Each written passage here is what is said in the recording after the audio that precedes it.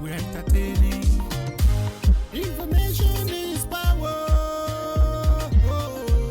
We'll give a radio. Carnival Radio. Carnival Radio.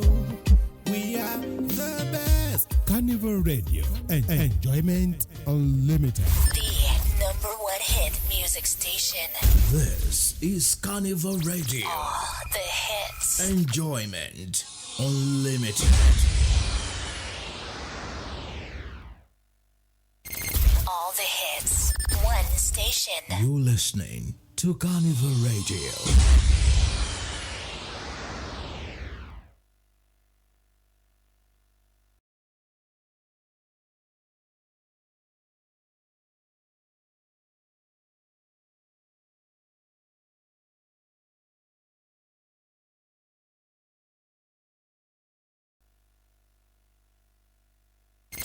All the hits. One station. You're listening to Carnival Radio.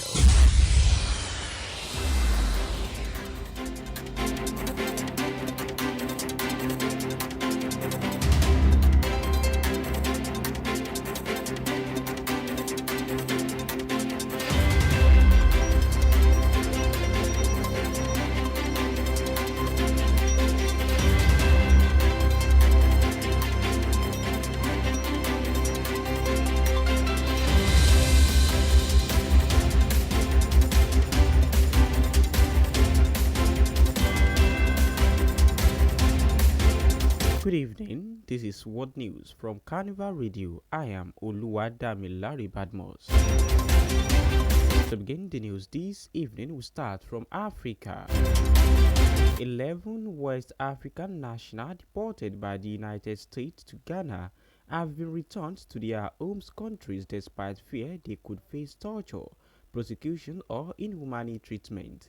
The group, who arrived in Ghana with 3 other U.S. deportees, had filed a lawsuit to stay their deportation.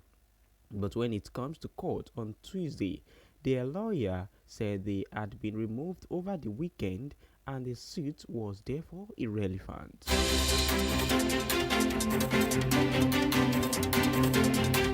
Moving forward to Europe, former French President Nicolas Sarkozy has been sentenced to 5 years in jail after being found guilty of criminal conspiracy in a case related to millions of euros of illicit funds from the late Libyan leader Col Muammar Gaddafi. The Paris Criminal Court accused him of all other charges include passive corruption and illegal campaign financing.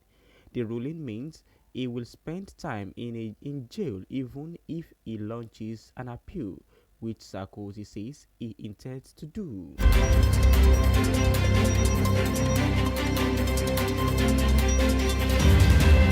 Moving forward to Asia, South Korea has legalized tattoo artistry by non-medical professionals for the first time in more than 30 years.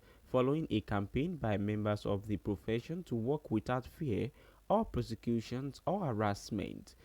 Though tattoos are commonplace in the East Asian nation, offering them has been limited to medical professionals following a 1992 Supreme Court ruling.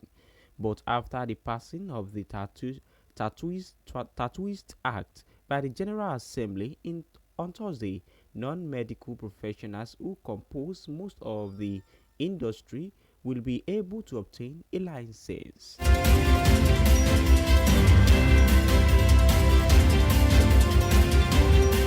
In North America, the White House has told its agency to prepare a mass fight if Congress does not avert a government shutdown next week, according to memo obtained by U.S. media. In a memo, the Office of Budget and Management directs federal agencies to begin drafting reduction in force plans to program whose funding will lapse if Congress falls. It meets a 30 September budget deadline. The warning came after Trump on Tuesday refused a meeting with Democrats who are seeking to secure healthcare funding as part of budget negotiations.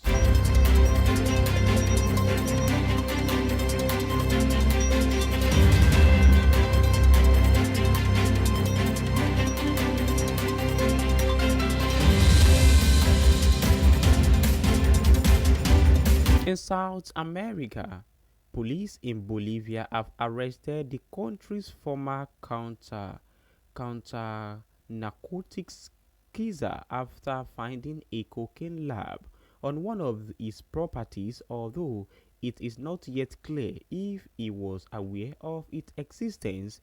Felipe Sexacres was the head of the government department for controlled substances from 2006 to 2019, and in that role was in charge of Bolivia's fight against illegal drugs.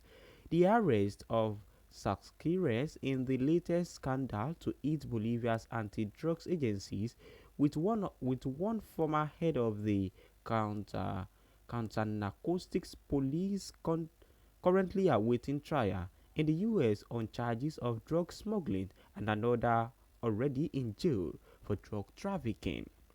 Bolivia is the third largest producer of cocaine in the world after Colombia and Peru. Casares, 63, was arrested on Tuesday morning in Porto Valeri in the Cochabamba region, where much of the country's cocaine crop is grown. Cocaine leaves, which act as mood stimulants, have been brought into in teas and chewed after centuries in Bolivia. And with that, we've come to the end of the world news this evening. You can check out our website at www.carnivalmedia.ng. You can also download the Carnival Media app on Google Play Store and the iOS App Store. My name remains Oluwadamilari Badmos. Thank you for listening. Enjoy the rest of your day. Good evening.